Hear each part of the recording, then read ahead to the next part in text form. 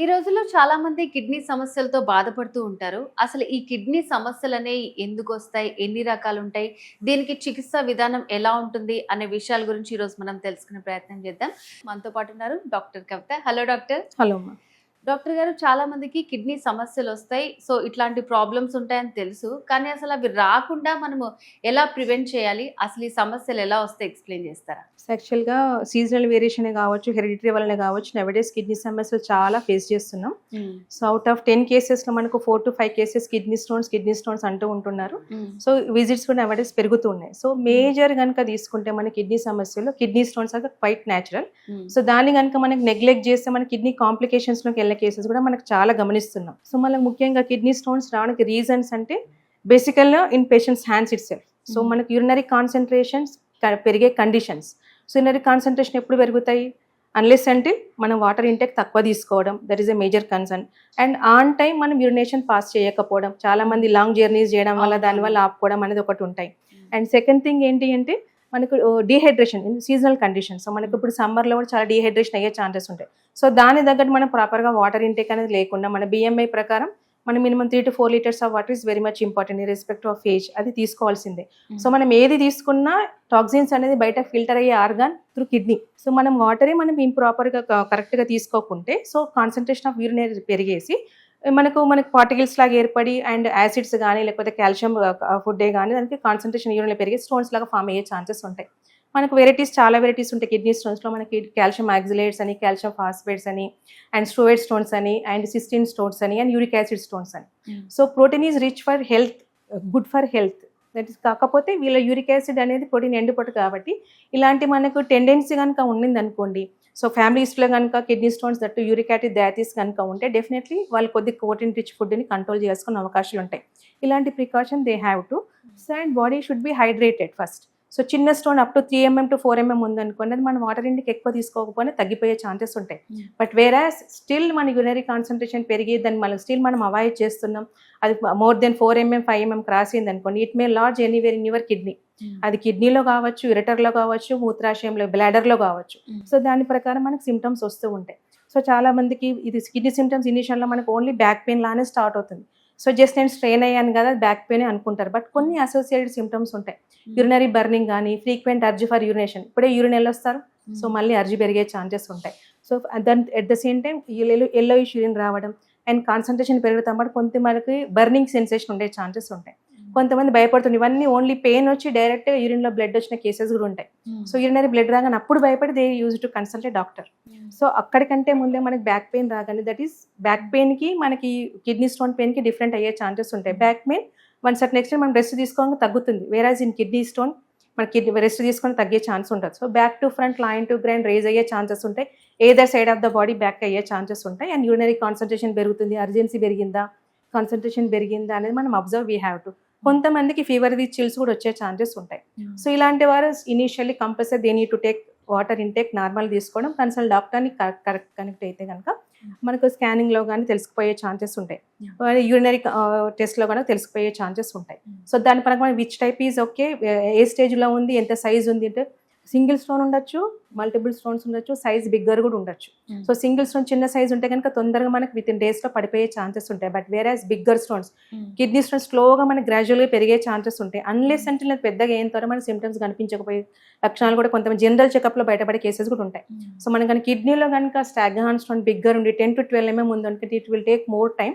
So, దాన్ని కనుక మనం ప్రాపర్ ట్రీట్ చేయకుంటే మనకి కిడ్నీ వాపు రావడం, హైపర్ టెన్షన్ పెరిగే ఛాన్సెస్ ఉంటాయి. దానికి తోడు కిడ్నీ డ్యామేజ్ అవుతుంది. మరి సీకేడీ అంటూ ఉంటాం, నౌఏడేస్ చాలా పెరుగుతున్నాయి, చాలా నెంబర్ ఆఫ్ కేసెస్ పెరుగుతున్నాయి, సీకేడీ 1, 2, 3, 4 అని చెప్పేసి. సో, ఫిల్ట్రేషన్ అనేది అబ్నార్మల్గా అయ్యే ఛాన్సెస్ ఉంటాయి. కిడ్నీ ఫంక్షనింగ్ అబ్నార్మల్గా అవ్వడం వల్ల ఏమవుతుంది, కాళ్ళలో వాపులు రావడం గమనిస్తుంటాం ఇన్ జనరల్ మనం. సో, దురద రావడం బాడీకి అంటాం, దురద ఏదో డ్రైనెస్ కదా అనుకుంటాం, అది కూడా one of the symptom of kidney డ్యామేజ్కి సిగ్నలింగ్ అయ్యే ఛాన్సెస్ ఉంటాయి. యూరినరీ కాన్సన్ట్రేషన్తో పాటు అవుట్పుట్ ఆఫ్ యూరిన్ అనేది నార్మల్గా ఉండదు. సో, యూరిన్ అనేది మనకు కంప్లీట్ ఎవాక్యువేట్ కాకపోయే ఛాన్సెస్ కూడా గమనిస్తాం. And fluctuation in body swelling అనేది అయ్యే ఛాన్స్ ఉంటాయి. బీపీ ఫ్లక్చువేషన్కి ఉండే ఛాన్సెస్ ఎక్కువ మనం గమనిస్తుంటాం. కొంతమందికి ఆయాసంతో కూడా స్టార్ట్ అవుతుంది, ఎందుకంటే బాడీలో పాయిజన్ సబ్స్టెన్స్ పేర్కొని పోతే, అంటే creatine is poison to our body. అది ఎప్పుడైతే 1.1 మనకు రేషియో క్రాస్ అయిపోయింది అనుకోండి, మనకు ఆయాసం రావడం కూడా గమనిస్తుంటాం. అది కొంతమందికి బాడీ లైఫ్ స్టైల్ని బట్టి, వాళ్ళకున్న కోమార్బిడ్ కండిషన్ బట్టి కొన్ని రోజుల్లో కావచ్చు, కొన్ని నెలల్లో కావచ్చు. బట్ ఎప్పుడైతే మనకి ఇనీషియల్గా మనం దాన్ని టెస్ట్లు చేయించుకొని మనకి ప్రికాషన్స్ పాటించామనుకోండి, కరెక్షన్ అయిపోయి ఆ స్టేజ్ వరకు వెళ్ళకపోవచ్చు. బట్ ఎప్పుడైతే స్లోగా పెరిగింది అనుకోని ఇద్దరు సింగిల్ కిడ్నీ 2 కిడ్స్ని కూడా ఎఫెక్ట్ అయ్యే ఛాన్సెస్ ఉంటాయి. రీప్లేస్మెంట్ వరకు వెళ్ళి డయాలసిస్ వరకు వెళ్ళిన కేసెస్ కూడా నవడేస్ చాలా పెరుగుతున్నాయి. సో ఇలాంటి కేసెస్లో స్కోప్ ఇన్ హోమియోపతి కనుక తీసుకుంటే మీకు మ్యాక్సిమం స్ట్రెచ్ అయ్యే ఛాన్సెస్ ఉంటాయి. ఇప్పుడు కిడ్నీ స్టోన్ అనుకోండి, ఇర్రెస్పెక్టివ్ ఆఫ్ టైప్, అది సిస్టీనా, స్ట్రోవేటా, యాక్సిలేటా, ఫాస్ఫేటా, whatever the type. So మనకు సైజుని కనుక ఉండి 8 to 10 mm లోపల కనుక ఉన్న కంప్లీట్గా రికవర్ అయిపోయి మనకు క్రష్ అయిపోయి బయటకు వచ్చే ఛాన్సెస్ ఉంటాయి నాన్ సర్జికల్లీ. సో కొంతమంది భయంతో ఆల్రెడీ సర్జరీ చేసుకొని వస్తారు, మళ్ళీ 3 monthsలో ఫామ్ అయిందని కూడా వస్తుంటారు. సో అలాంటి వాళ్ళు కూడా మళ్ళీ ఫామ్ కాకుండా ఉన్నది పడిపోవడంతో పాటు టెండెన్సీ అనేది రిమూవ్ కూడా చేస్తుంది. ఐ థింక్ బట్ సొల్యూషన్ విధానంలో మనకు ప్రాబ్లం రెక్టిఫై అయ్యే ఛాన్సెస్ ఉంటాయి. ఈవెన్ సర్జరీ చేసిన చాలా మంది కిడ్నీ వాపు అనేది తగ్గదు. సో మెడికేషన్ ద్వారా కిడ్నీ వాపు కూడా తగ్గే ఛాన్సెస్ ఉంటాయి. Nothing but hydronephrosis will be going to be cleared. ఇంకో కిడ్నీలో ఫామ్ కాకుండా ఉన్నది పెరగకుండా రివర్స్ అయ్యే ఛాన్సెస్ ఉంటాయి. సో దానికి తోడు నెవడే సీకేడీ అని ఇందాక చెప్పాను కదా, స్టాగ్నార్డ్స్ జనరల్ చెకప్లో భయపడింది, ఆల్మోస్ట్ కిడ్నీ కన్నా కాళ్ళకు వాసింది, డిస్యూరియా అండ్ యూరినేషన్ రావట్లేదని కూడా వస్తూ ఉంటారు. మనకు బయట చెక్ చేయించుకొని వస్తే వాళ్ళకి ఆల్రెడీ డయాలసిస్కి వెళ్ళమంటున్నారు, మీరు నాకు 4 క్రాస్ అయింది, క్రియాటినిన్ 5 క్రాస్ అయింది అని వస్తూ ఉంటారు. I can't afford and I can't, నేనంతా ప్రాబ్లం అవుతుంది, లైఫ్ లాంగ్ చేస్తూనే ఉండాలంట, డయాలసిస్ అంటే పెయిన్ఫుల్ మెథడ్ కదా అని వస్తున్న కేసెస్ కూడా ఉంటాయి. సో అలాంటి కేసెస్లో మనకి హోమియో చికిత్స అనేది ఇది completely affordable, that is plus point. దానితో సైడ్ ఎఫెక్ట్స్ ఉండవు. అట్ ద సేమ్ టైం మనకు స్టోన్ అనేది గ్రాడ్యువల్ తగ్గుతూ and CKD level nothing but creatine levels అనేది మనకి ఈవెన్ 6-7 ఉన్నా కూడా సో గ్రాడ్యువల్గా తగ్గే ఛాన్సెస్ ఉంటాయి.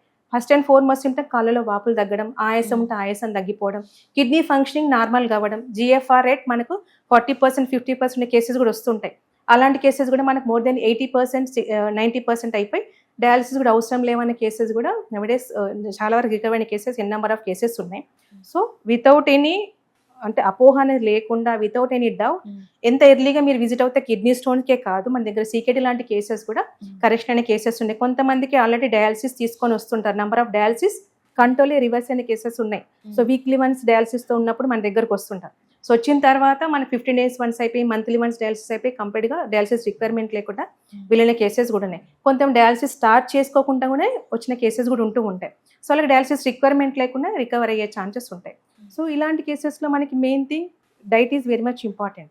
సో అలాంగ్ విత్ మెడికేషన్తో పాటు diet is also major concern ఉంటుంది. ఎలా ఏ విధంగా అయితే డయాబెటీస్కి మనకి షుగర్ అయితే ఏ విధంగా తీసుకోవద్దో, మెయింటైనింగ్ కాజెస్ ట్రిగ్గరింగ్ ఫ్యాక్టర్స్ ఉంటాయో వీళ్ళకి కూడా అంతే. కిడ్నీ స్టోన్స్ ఉన్న వాళ్ళకి కూడా మనకి sodium high rich food they need to avoid. At the same time beverages లాంటికి అది వాళ్ళు అవాయిడ్ చేయాల్సిన అవకాశాలు ఉంటాయి.